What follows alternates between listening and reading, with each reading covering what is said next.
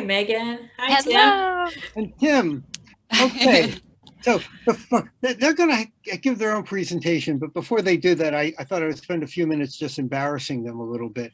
Um, Megan is one of these people who evidently doesn't know how to sleep or eat or do anything else.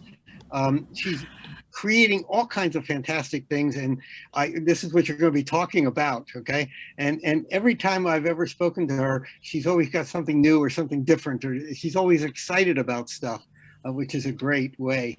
And Tim, I have known for quite a few years. Tim is a wonderful teacher, and every time I have ever said to Tim something in the range of, gee, Tim, I have this idea and I was wondering, and Tim immediately says, I'll do it, whatever it is, I'll do it. So we have, Tim has done all kinds of wonderful and incredible things with his students. And I think Tim's retirement plan was you collected every one of your students' autographs. Is that it? And you're planning to sell them on eBay later when they become rich and famous? That's what I thought. That's the way to do it. So let me stop yammering on now. And Megan and Tim, it is your show. Thank you so much, Jake, and thank you for having us again. I think Tim and I are both really proud to be repeat customers for you. This is such an amazing thing that you put on, and we're really grateful to get to join the ranks of your collaborators. Thank you so much for having us. I'm gonna make kind of a bad practice today of not really letting Tim talk very much. He's gonna be the star of the show kind of towards the end, but fair warning, I'm gonna kind of hog the mic in the beginning. He has agreed because he's very understanding. Let me mute myself. So if I'm getting over a cold, so. We wish you good health. Our topic today is really close to my heart. I'm gonna present here. It's something that I know Tim and I both hold very close as kind of an aspiration in our own practices, and it's something that I am really excited to kind of share with your phenomenal teachers today. I'm hoping that it will be helpful and meaningful. What we're trying to do is embrace ways to make STEM teaching more interconnected. I've titled us "Smash the Silos" for today, and I promise I'll kind of do justice to explaining where that particular violence comes from. I do want to let you know that we have both of our emails there. I'm mpmjacobs@gmail.com, and Tim's is below. Also, we would welcome you to reach out if you're interested in connecting or collaborating. We'd love to hear from you. A schedule so that you know what we're hoping to accomplish while we have you today. We'll do an alignment of purpose, and I'll explain my violence towards silos. We'll talk a little bit about habits of mind that practitioners might be invited to kind of experiment with, so that they can better train themselves to see opportunities for making their teaching more interconnected. And then we'll end with some great examples. I'm finally going to let Tim talk, and then I'll close with some examples of my own. So to align our purpose, I wanted to open with this quote. Mike, a second grader, defines mathematics as something you do in the morning. And I love that can kind of give us a chuckle, but it gets at exactly what my struggle is with teaching with silos. I've included a handy visual there. You're familiar with silos as the agricultural tool or infrastructure that helps farmers to store distinct types of grain without them becoming kind of contaminated or getting mixed together at all. And it's really handy in agriculture and really needs to get out of the classroom. There's that metaphor of teaching with silos. There's no windows in between them. There isn't a way for there to be any connectivity or any kind of relational acknowledgement there. I'm going to break the rules and read straight from the slide because I want to be really specific about kind of exactly what we're working against here, so we're all on the same page. Teaching in silos means teaching only math at math time and moving on to only writing at writing time and art at art time, etc. Needlessly compartmentalizing those subjects fails to recognize their connectedness in in the real world, and it wastes time and it lowers student engagement. So that's really what we're working against. If we can invite teachers to kind of embrace the natural interconnectedness between disciplines and kind of get in the practice of almost kind of borrow and stealing time throughout their day to blend those subjects and kind of appreciate the way that they can work together and enrich the other, I think it will help us to achieve the ultimate goal of having our classrooms better reflect the reality of the outside world. If we can kind of drop the rigidity that we're in the habit of having with having math at 9:30 and reading at 10 and et cetera throughout the day, if we can get in the habit of sharing time, we can help our students to appreciate how the diversity of the disciplines that we teach can inform each other and kind of strengthen their ability to do real work that's more relevant and has kind of a stronger application. If our goal is to help students to be ready to feel empowered about entering the real world, we want our classrooms to reflect the reality of the interconnected systems that they're about to enter and that kind of govern our world. According to the Institute for the Future, up to 85% of the jobs that today's kiddos will have in 2030 haven't been invented yet. And I feel like 2030 is so close. Like, to think about the diversity and the kind of vast unknown spaces of our future. There's so much that we can do to help empower our students to be successful in the world as it's being shaped. And I feel like that starts with helping the classroom to reflect the realities of interconnected systems in the world. We're all familiar with the piles of research about helping students to embrace 21st century skills and soft skills like communication and collaboration. The more that we can do to get them ready to have relevant application and a skill set that will help them to be successful in a world when we don't quite know what it looks like yet, I feel like that's a wonderful goal and kind of aspiration that I would love to help teachers work towards. So while we're talking about job titles that haven't been invented yet, I want to introduce you to this phenomenal person. This is Dr. Sarah Parkak. She is a space archaeologist, which I think has got to be the coolest job description I've ever heard. She is kind of well known in a groundbreaking space. You can see her picture is at a TED Talk. She was a TED grant recipient in 2016. She's a National Geographic Fellow. And the kind of groundbreaking work that she's done has been in the space of threading together technology with archaeology. So what she's done, I chose the two pictures on the right. They're superimposed. They're a picture of the exact same spot, and I think they're a perfect kind of depiction of what an interdisciplinary lens can offer. On the top, you can see it's just farmland. It's in Italy. It's just outside of Rome. It looks beautiful and very agricultural, and when you move down to the bottom, you start to see a really distinct kind of circular shape there. It's a circle, and there's like kind of a line entering into it. This what we're able to see on the bottom is, she believes, is an amphitheater. This is right outside of Rome. That circle is 120 feet across. We're able to see with her with the technology that she's added, what might be a wonderful site for archaeologists to kind of get busy with. We can't see it with the naked eye. We certainly can't see it on the ground in her in that actual space. So she's taking satellite technology and kind of working with some algorithms to help us see light on the spectrums that are not visible to the naked eye. The picture on the bottom shows infrared light, which we can't see with the naked eye, and we can see that that shape is kind of brought to us because the plant life that exists on top of those archaeological wonders is literally less healthy than the plant life surrounding it. So what we're seeing is less chlorophyll in that particular circle, and she's kind of played with the specifics of that picture to help us see and kind of get this massive clue to what lies below just the surface.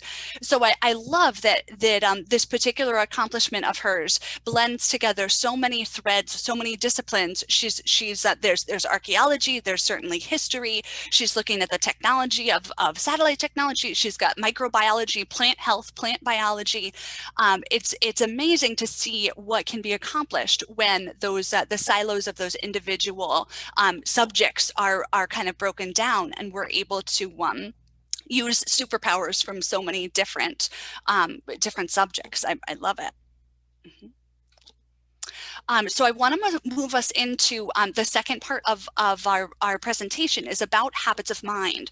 So we're trying to think about how we can train teachers to seek and see opportunities for interconnected teaching.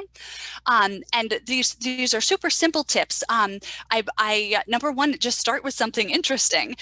We don't need to reinvent the wheel. You already have parts of your curriculum that you love or that your students are so engaged with.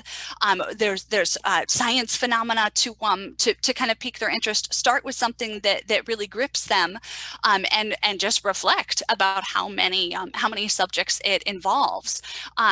Specifically with service learning, I feel like there are so many opportunities to kind of embrace this interconnected opportunity. The picture is of Jim Bentley's class. He's an amazing National Geographic fellow teaching 6th graders out of Southern California, and he's done kind of an amazing project with them, very student-led. They were working on environmental science and trying to figure out real practical applications changes that they could make in their lives and their families' lives to be more green and be more environmentally responsible. So they've spoken about reusable, refillable water bottles. So they did a lot of math to figure out how much plastic they could keep out of the ocean and keep out of landfills if everyone in the class was able to transfer to refillable, and then if everybody in kind of the greater ripples of their influence. And then they went out into the community. They did some amazing geography work with mapping tools. They walked into, pre-COVID, of course, into local businesses and talked with business owners to hear about their practices of giving permission or withholding permission to their customers about whether or not they were allowed to refill water bottles there. The kids created kind of almost public service announcement brochure maps to give to townspeople and visitors to show them where they're invited to refill their water bottles. A reality about being in Southern California, if we're going to ask people to use refillable water containers, they need to have a place where they can put more water in it if they're not going to be purchasing more. So that they did some amazing work going around kind of on the ground in their own community to see practicalities of how the application of that ambitious goal could be realized. And then they even took it one step further and went into local government to kind of advocate for more bottle refilling stations to be available, and to their own Board of Ed, and got one installed outside of their school building. So it's just a wonderful way to blend and kind of thread together all of the disciplines, speaking and listening when they interviewed the business owners, and the geography, the mapping, using the technology. The whole thing was under the umbrella of kind of environmental science and being able to advocate for a greener kind of way of doing things. Just a terrific project to pull together so many pieces, and I think it helps make it so memorable for the students. That relevance really helps to make it something that they will remember and be proud of, and kind of a big moment in their education. And then tip number 2 is to kind of graph and assess your own progress as a teacher. The maybe potential pitfall of skipping around in your day and not having a dedicated time for one subject at a time is that you do need to be able to make sure that you're hitting all the things you're supposed to be. So it's helpful to, I use just a really simple Google form that I made for myself. I just type out kind of a casual name of whatever my lesson is, and then you know how you can use Google form to have the respondent kind of check off all that apply. So I have all of the potential subjects that I might want to hit, and then I just do a check mark for each one that I hit in any given lesson. And Tim had a suggestion too. A colleague of his uses this online planner, planbook.edu, that lets you analyze that kind of data. Here's a shot of my that Google form that I mentioned. You can see at the top just kind of my shorthand for my eyes only name of each lesson. And then I love the strong visual of the graphs that Google Forms automatically generate. You can see I was really strong with general science concepts, pretty strong with math. Need to do some more work with literacy and music. This is just the first 7 lessons in, I think, in a previous school year. But I love that it shows you how well you're doing with being able to integrate multiple subjects in your lessons. And I wanted to be sure to share this amazing graphic with you too. This is put out by notgeoed.org. It's science and social studies heavy, of course, because that's their area of focus. But I love that it's such a powerful visual for helping you remember all of the different perspectives and lenses that can come into play. Every time your students engage with something, some phenomena in the real world, there's an ecological level to it, and historical layer, a political, cultural, and then whether or not we're speaking locally or globally. It's so helpful, I think, to think about all of the different threads that the students are touching every time they engage with something. So I'm finally going to turn over the mic and let Tim contribute here. I'll stop sharing, Tim, so you can go through it at your speed.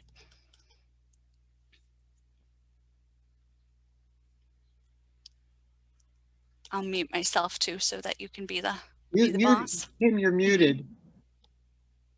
If you could bring that slide back up, that'd be great.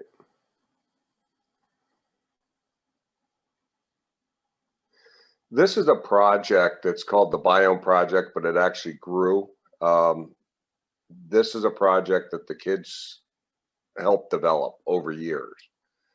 And these are just a few of the projects. This is the only project that I've really done that every child, I think out of hundreds of kids doing it, only one child didn't have it finished on time. We developed this. I started out with a rubric, and actually it started out in an art class when I was teaching at another school. And we were working with the science teacher, and I brought it with me. And the kids, when I started teaching science, the kids actually said, can we get rid of the rubric? Because I want to do this, this, and this. And so it basically grew from that. The deal was that I introduced it in January. It wasn't due until the day they got back from spring break. If they went on vacation, it had to be brought in before they went on vacation for spring break. It was due that Friday before. And we would meet once or twice a week, and the kids all basically work together. There's about 50 to 60 kids. So if one kid is looking for wire, one of the other kids might have it, and they'd bring it in, and they would trade stuff back and forth. Everything had to be reused. They couldn't go out and buy it like a lot of these projects are in school. They had to build it, but they could have parent help if they had a big project like this, which is a life-size kimono dragon, and has thousands of these little clay scales glued to it. So the whole family would walk through the room. Whenever they walked through the living room over a month or two, they would glue these things down. They lost their table. And if you look over here to the right, you'll see a very simple this is what this child was capable of doing. You have a life-size polar bear that she built. Her mother, or her parents helped her with the cutting of the wire, and she did everything else. This thorny devil, and this is another example over here. What the kids ended up doing was that they would have an open house. They put the open house together, so and people from all over the community would come in and view it. They would have they'd have an open house for the school itself, and they would teach kids as they came through and showed them what they did. And each year they tried out doing the previous class. And my room was just packed with these things. So this is just a biome that allowed the kids to use their best capabilities. They had to present it in front of the class. That's actually what I graded it on, was how well they knew their organism and the biome that it lived in, not necessarily what the project was and how well that they taught other people about their projects. If we can go to the next slide. Okay, a few years ago, I was asked to put a rain garden in, and this is just showing one of the classes. This was done between 5th and 6th grade. And there was a lot of math involved in this, studying about source pollution, how it can come off the roof. And so what this does is that they had to measure the side of the roof line, or the area that the roof took up, and figured out how large the rain garden had to be. And then they dug it out, they organized it, they worked with the water authority. And this filters the water before it hits the parking lot. And they spent 2-3 days on this. They let other people know. They ran, they were interviewed by the Hartford Courant. That's where this picture came in. And we do have a link for that. So if you want to push the next one, I know you wanted to talk about this one, Megan. This is from the article. Yeah, it's true. We thank you so much for those examples, Tim. That was awesome. Tim and I were so struck by these ending lines. This is the article in the Hartford Courant about Tim's rain garden project, and the link is in the previous slide if you want to take a look. But these ending lines really struck me. I found it so funny because I think they speak to exactly the tension that we're looking at, the tension between kind of teaching in silos versus the aspiration of being able to move into a more connected learning experience. The projects reach beyond science, so you can tell that kind of commonality of the aspiration. Hotchkiss can envision students presenting information to the Board of Ed for approval, getting involved in fundraising activities, and being active civic participants. So I love that the author of the newspaper article is kind of celebrating the worth and the value of that kind of interdisciplinary angle. And then the author kind of ends with a joke in the last line, and it speaks to the tension about like having to get back to the silos and do science during science time. He writes, and then there's the rest of the science curriculum to cover before the end of the year. I think that's so funny that they happen to speak to that tension right in the moment where we're presenting on it. We've got just a couple minutes left. I think I'm going to end with a couple examples, and then we'll have a moment for questions. I have pictures here of an awesome second grade project where we're as Jake mentioned at the top, we have I'm a MakerSpace teacher, so these kiddos are learning about properties of water. We're doing surface tension, and the day before this we we had done a lot of work with kind of math and estimating and guessing about how many drops of water we could fit on various surfaces. So now they're kind of taking what they had learned and doing a cumulative activity with that has an art connection. They're using droppers with water with food coloring in it and painting with surface tension on coloring pages that I've laminated. So there's an art piece, and they're getting to kind of be intensely visual. There's the kinesthetic kind of fine motor of getting to use the science tool of the dropper. There was some color mixing, so we're kind of working with some like chromatic science also that they're getting to kind of experiment with.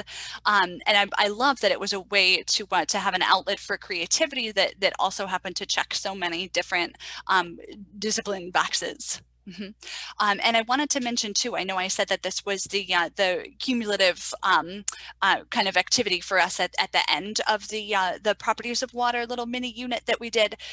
So often, if it's difficult for teachers to move out of the siloed method, that's often a directive that comes from above, and you're not invited to have a more blended approach. A nice way to get around that is with cumulative end of year unit or end of unit activities. I mean, so often you're allowed to want to do something fantastic at the end to kind of wrap it up, and it's such a great opportunity to kind of inject some work from other subjects if you're not invited to do that more regularly. And the one I want to end on is another second grade project that we did. Second graders were reading biographies, so I tried to kind of piggyback on some reading and ELA work that they were already doing, kind of exploring that genre. So we did Mr. Ferris and his wheel. George Washington Gale Ferris was the inventor of the Ferris wheel, and he kind of showed it off and had this grand introduction in the 1893 World's Fair, and it's this amazing story about his perseverance and his phenomenal use of materials in a new way, and having something be both electric right as that was coming out and kind of interactive and just an incredible kind of phenomenon that he created. So in the middle picture, my second graders are listening as I read aloud from that picture book, and you can see everybody's paired up with iPads. The story was so gripping and engaging for them, but they didn't have a lot of background knowledge. So we did kind of 1 minute Googles when we stumbled upon something that we didn't know, like Paris or World's Fair. We could do kind of a high-speed Google with Google Images too, so that the pre-readers were still able to participate in that research.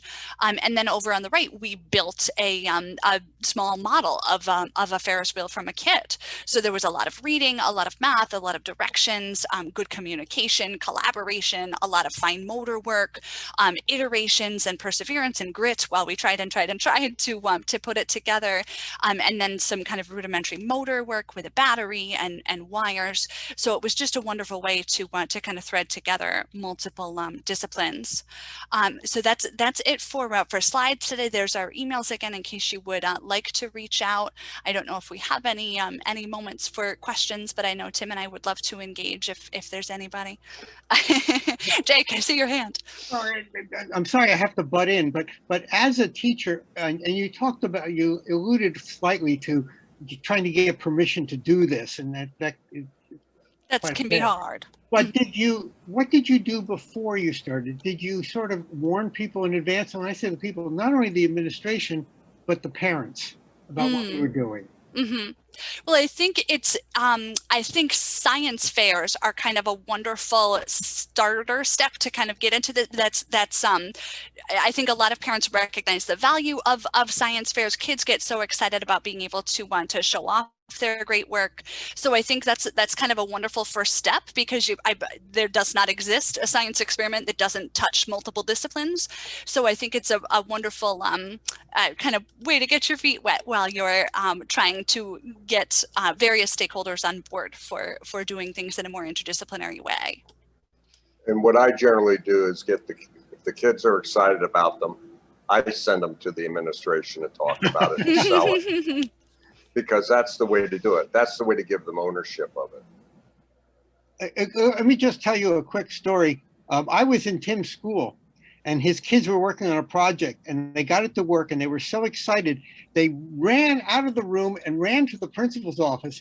Tim is following them going, no, no, no, stop. You can't interrupt the principal. And they just barged right into her office to show her what they had done. And fortunately, Tim had a good principal who was not going to cut his head off or interrupt. It's wonderful to have supportive administrators like that. But you're right. What he did is he got the kids to really plow the field. That was great. That was great. That's the way to do it. It's not my show, it's their show.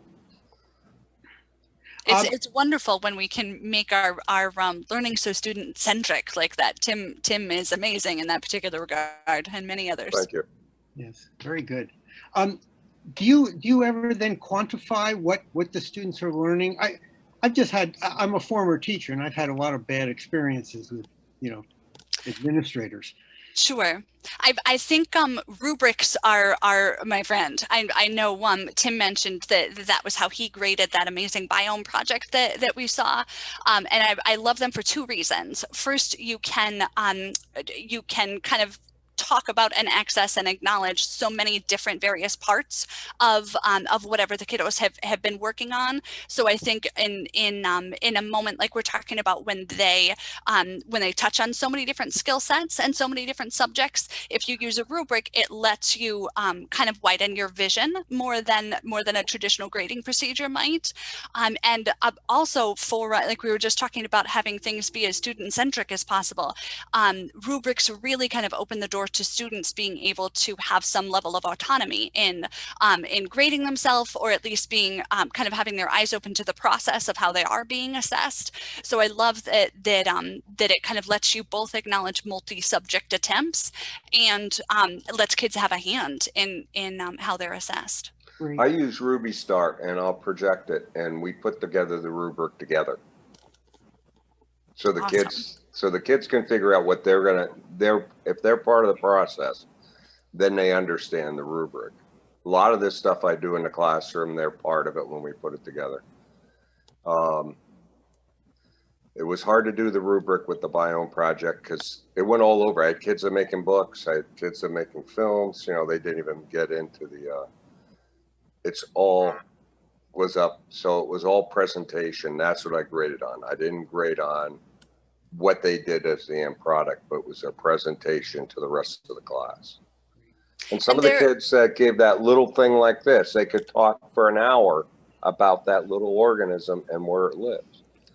So just because of the project may be beautiful and really in depth doesn't mean that they have a real deep understanding of it. Megan, at the end, can you just show, we're at the end, but can you just show the slide with your email addresses on there? Sure. All your fans, I know we're going to want to contact you. Contact Megan. She is wonderful. Thank you, Tim. Well, thank you. Thank you. Megan, I cut you off. Is there one last thing you wanted to say before? There was too. I'll be quick. I wanted to add on to Tim's thoughts about assessment. I wanted to say when you do something like his awesome biome project, there are softer ways to acknowledge and kind of celebrate what students did other than the presentation. If you're using the presentation and the rubric to kind of give them their harder grade for the assignment, I've had kids come up with superlative awards to give to other classmates, like best Komodo dragon or most prolific use of clay scales, for example, something like that. And I think that you can be creative in the way that you acknowledge their great efforts and kind of celebrate them, so that you kind of get both the rubric to give you the grade book answer and something else to celebrate their attempts that don't fit in. Excellent. Thank you. Thank you both very much. Thank you. Thank you. Thanks so much. And Tim, if you get any extra autographs from the students, I'll take some myself. Okay, excellent. My retirement. It's good to see you, Julia. Julie. Nice to see you. Nice to see you, Jake. Okay. Good See you, job. Megan. We'll Great. talk soon. Bye-bye. Thank you.